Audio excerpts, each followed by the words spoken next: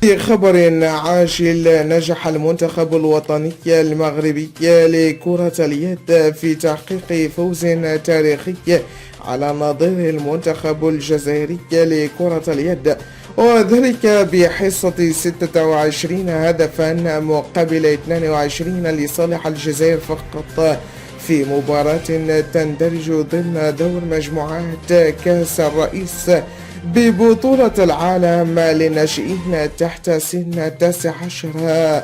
وبهذا الانتصار التاريخي تمكن المنتخب الوطني المغربي بشكل رسمي من اعتلاء صدارة مجموعتها القوية، بينما المباراة ضد الجزائر عرفت تألق اللاعب المغربي عبد الله رزقي ليتم اختياره أفضل لاعب في البطولة في الوقت الحالي.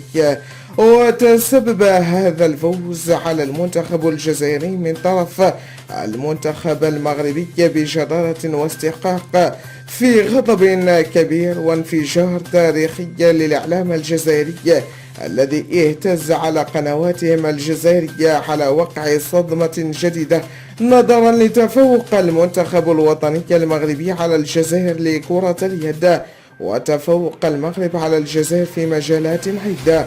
شكرا لكم، إلى الفيديو القادم إن شاء الله.